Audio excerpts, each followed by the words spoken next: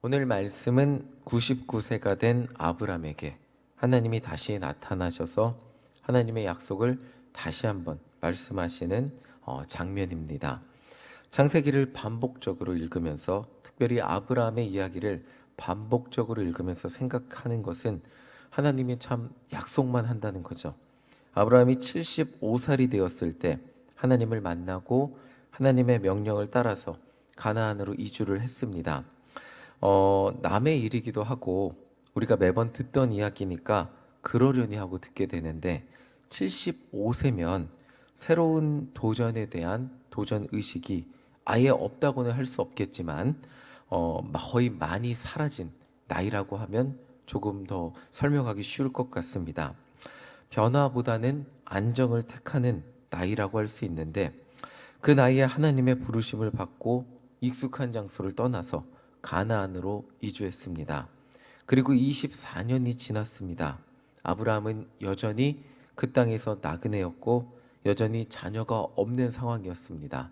75세에 하나님 말씀만 믿고 떠났는데 24년이 지난 그 시점에도 여전히 그 땅에서의 나그네였고 여전히 자식은 없었습니다. 창세기 21장, 그러니까 17장에서 4장 뒤 21장을 보면 아비멜렉의 종들과 우물 때문에 다투는 장면이 나옵니다. 아브라함이 양을 치기 위해서 가나안 땅을 돌아다니면서 확실히 이게 자신의 땅이 아니고 땅의 거주권에 대해서 항상 분쟁의 여지가 있었음을 보여주는 본문이라고 할 수 있습니다. 나중에 부인 사라가 죽었을 때에야 헷 족속에게 막벨라 굴을 사는 장면이 등장을 하면서 아브라함이 가나안의 작은 땅이라도 그 땅의 소유권을 가지는 그 최초의 장면이 등장을 합니다. 사례는 127세에 죽었으니까 아브라함의 나이는 137세에 가나안 땅에 들어온 지 62년 만에 가나안 땅의 작은 소유권을 그제서야 가지게 되는 것입니다. 그러니까 99세 되는 시점에 아브라함은 하나님이 약속하신 그 땅과 자손은 여전히 이루어진 것이 없는 시점이었죠. 살고는 있지만 여전히 나그네였죠. 하나님의 말뿐인 약속만 믿고 가나안으로 왔는데 24년이 지난 지금도 여전히 말밖에 믿을 게 없다는 거예요. 어떻게 보면 사람의 말이라니까 사람의 말이라고 할 때는 말밖에라고 표현할 수 없겠지만 하나님은 언약이라고 하잖아요.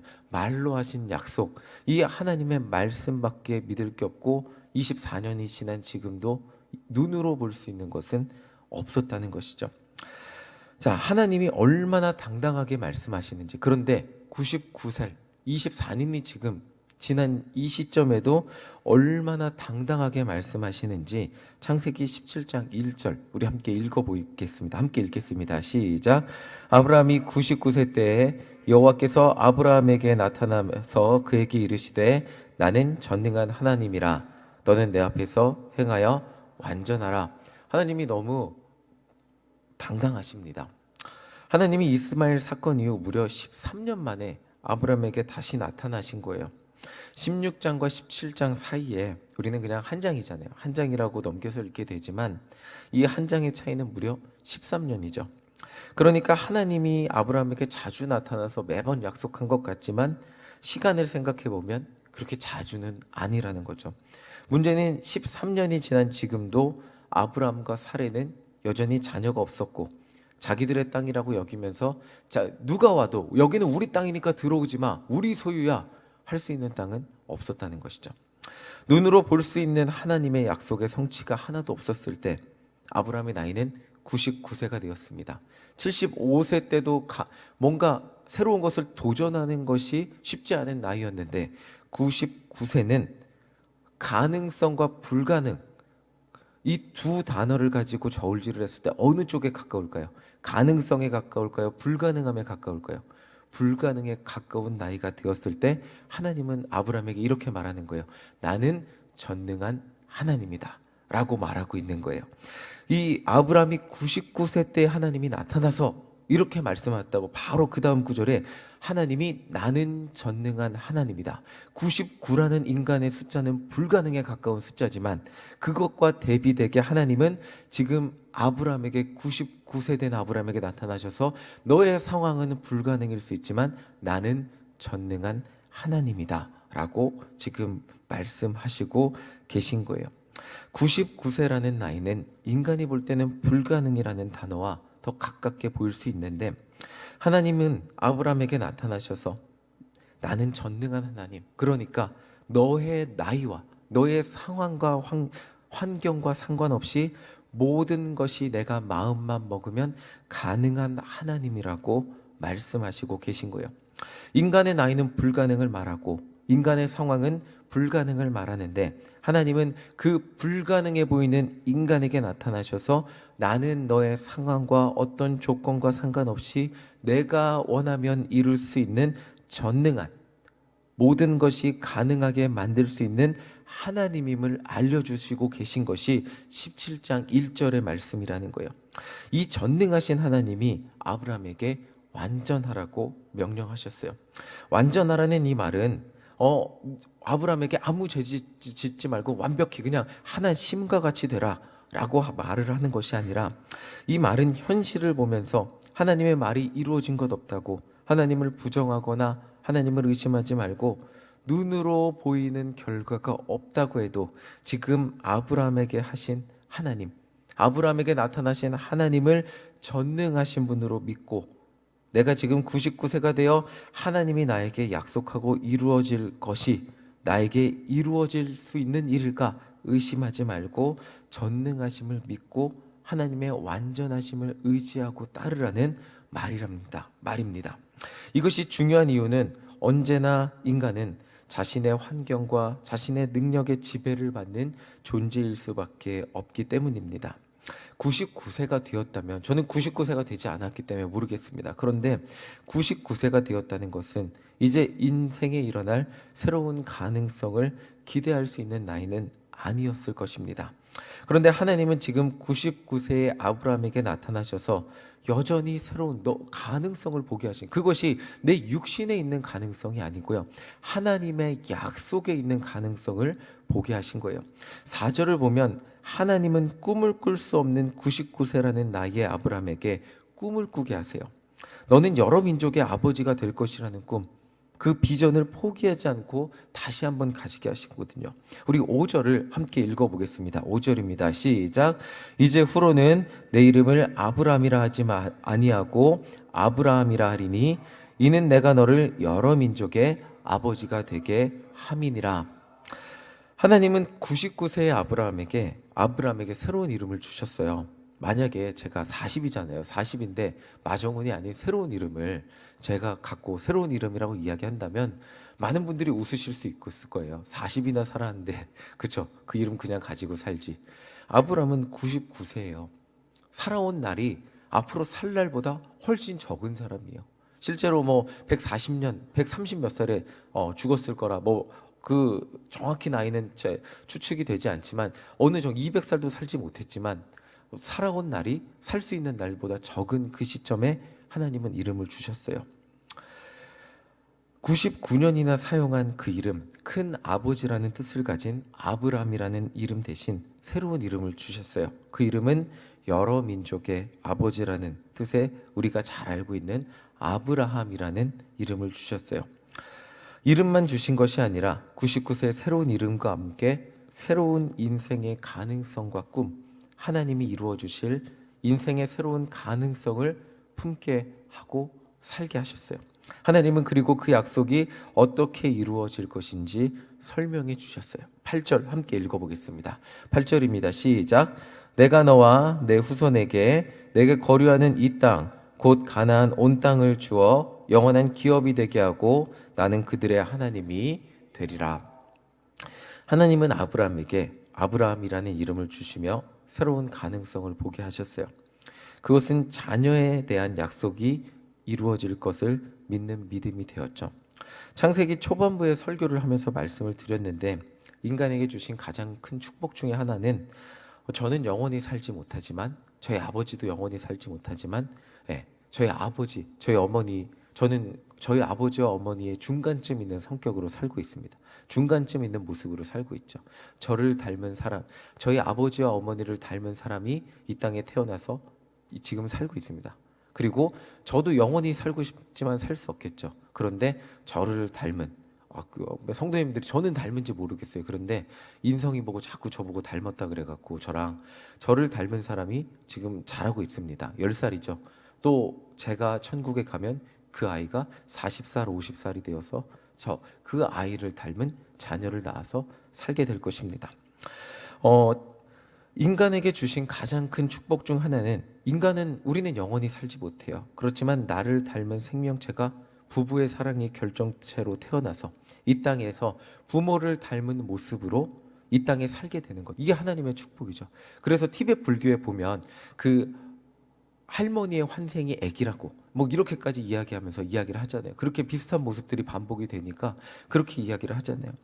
아브람은 99세이고 하나님께로 돌아갈 날이 가까이 된 시점의 사람이었는데, 하나님은 그런 아브람에게 새로운 이름을 주시고 아브라함에게 주신 약속을 아브라함 한 개인이 아닌 아브라함의 자손들을 통해서 이루어 줄 것을 약속하셨어요. 재미있는 사실은 아브라함은 불과 이제 몇십 년 후에 세상을 떠나요. 그러면 하나님이 아브라함에게 주신 약속은 이삭 고작 한 명, 이걸로 끝 아닙니까? 라고 말할 수 있는데, 정말 오랜 시간, 몇천 년이 지난 시점이죠. 정확히 연대는 우리가 다 알 수 없겠지만 몇천 년이 지난 시점에, 오랜 시간이 지난 시점에 예수님 시대 유대인들이 뭘로 싸우는지 아세요? 우리가 아브라함의 후손이냐 아니냐, 아브라함의 후손이라 막 이러면서 싸우잖아요. 지금 그 몇천 년이 지난 시점에도 하나님이 주신 아브라함이라는 이름은 사라지지 않아요. 아브라함의 육신은 사라져요. 그런데 아브라함의 후손이라는 것이 무엇이냐면 구원받은 백성의 상징이 되어서 백성들이 몇천 년 동안 기억하는 이름이 된 거예요. 이게 아브라함의 수명은 채 200년도 되지 않았어요. 그런데 하나님은 아브라함이라는 이름, 하나님이 아브라함에게 주신 새로운 이름, 아브라함이라는 이름을 주셔서 그 이름이 몇천 년 동안 기억되게 하시고, 아브라함의 자손이라는 것은 구원받은 하나님의 백성이라는 뜻과 같은 뜻을 가지게 하셔서 하나님이 아브라함에게 하셨던 약속을 1000년이 넘는 시간 동안 여전히 이루어 주시고 계셨다는 것을 기억하게 하셨다는 거예요. 하나님이 주신 아브라함이라는 이름의 약속은 계속되게 하셨다는 거죠. 이것이 바로 오늘 우리가 바라보아야 할 전능하신 하나님이 약속하신 가능성이라는 거예요. 우리의 육신은 쇠하여지고 우리의 삶은 쇠하여지고 우리의 연수가 강건하여도 백이면 끝나지만, 그러나 하나님의 약속은 여전히 유효하여서 내 때에 이루어지지 않아도 하나님은 여전히 우리를 통해, 우리를 닮은 사람을 통해, 저를 닮은 인성이를 통해, 또 인성이를 닮은 그 누군가를 통해 하나님의 약속은 여전히 이루어지고 계심을 내가 내 힘으로 할 수 없죠. 아브라함이 자식 이삭을 마음대로 했을까요? 자식 이삭이 야곱을 마음대로 했을까요? 마음대로 못했어요. 이삭이 야곱을 그 두 자녀 마음대로 못해갖고 삼촌 라반에게로 피신시키잖아요. 내 마음대로 자식을 마음대로 하지 못하지만 그 약속이 이어지고 또 이어지고 또 이어져서 그 당시 그것이 정말 하나님의 약속이 되어서 몇천 년이 지난 시점에도 아브라함의 자손이라는 것은 구원의 상징이 되게 하셨습니다. 우리는 나를 기준으로 나의 시간과 상황, 내가 이 땅에 살아있을 당시의 상황만 생각해서, 그리고 내가 이 땅에 살아있을 당시의 자녀들의 모습만 생각해서 하나님의 약속을 이해하는데, 하나님의 약속은 우리가 생각하는 가능성을 뛰어넘어 자손의 자손을 이어서라도 하나님의 뜻을 이루어 주시는 분이라는 것입니다. 이 비전이 오늘 우리의 비전이 되기를 간절히 소망합니다. 나이가 99세에 하나님이 왜 99세에 나타나시고 그 99세의 아이를 주셨을까요? 우리는 가능성이 참 작은 존재들입니다. 아브라함에게 가능성이 없을 때 전능한 하나님의 능력으로 그 가정에 자녀가 태어나게 됐어요. 우리에게 무슨 가능성이 있을까요?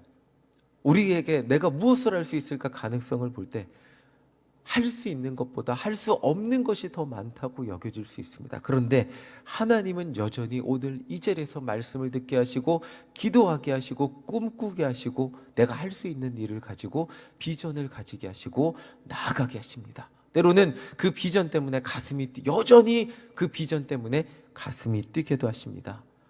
제가 우스갯소리로 청년들한테 그렇게 얘기했어요. 어떤 청년이 연애 때문에 여자 누구를 좋아했는데 잘 안 돼서 슬퍼하더라고요. 그래서 목사님은 결혼하셔도 좋겠어요 그러더라고요. 제가 뭐라 그랬을까요? 좋아하라 그랬을까요?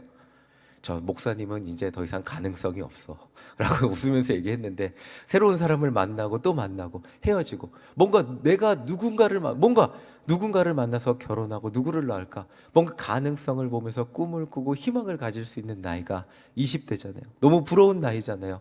그런데 그 가능성이라는 것이 우리에게도 여전히 남아있다는 거예요. 하나님의 비전의 가능성이라는 것이 여전히 우리에게도 남아있다는 것입니다. 하나님이 이루신다면, 내 시간이 얼마 남았건 상관없이, 내 삶이 어떻게 되든 상관없이, 하나님은 99세 된 아브라함에게 찾아오셔서 굳이 그 이름을 새로 주셨어요.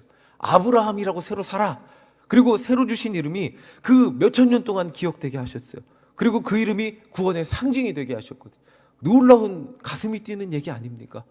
아무 가능성이 없는, 정말 어떻게 보면 절망적인 상황의 사람인 거예요. 99살에 자식도 없고 머리 넣을 기업도 없는 그 사람에게 찾아오셔갖고, 나는 여전히 너에게 이루어줄 일들이 많단다. 너는 나이가 99세지만 나는 전등한 하나님이고 너에게 이루어줄 일이 많단다. 포기하지 말고 나와 함께 꿈을 꾸어보지 않을래? 비전을 가지고 살아보지 않을래? 그리고 그 비전이 이루어질 것을 기대하지 않을래? 라고 아브라함에게 오늘 말씀하신 거예요. 오늘 이 비전이, 가슴 뛰는 비전이 우리에게 있기를 간절히 소망합니다. 나이와 상관없이, 상황과 상관없이, 건강과 상관없이 기도하는 우리를 통해 하나님은 그 하나님의 뜻을 이루어 주실 줄 믿습니다. 아브라함의 때 간신히 100몇 년 살아서 끝난 것 같았지만 그렇지 않았습니다. 하나님은 정말 기도하는 부모님을 통해 기도하는 자녀가 태어나게 하시고, 자녀가 이어지게 하시고, 그 자녀가 또 기도하는 부모가 되어 또 기도하는 자녀들을 낳게 하실 겁니다. 그렇게 정말 한국 기독교가 100년이 이어졌듯이 우리의 가정이 대대손손 이어져 정말 하나님을 섬기고 하나님의 비전이 이루어지는 가정, 그리고 우리 일신교회 정말 76년, 77년, 78년, 100년 넘게 이어져 이 땅과 이 지역 가운데 하나님의 빛과 소금이 되는 가슴 뛰는 비전이 있는 교회가 되기를 간절히 소망합니다.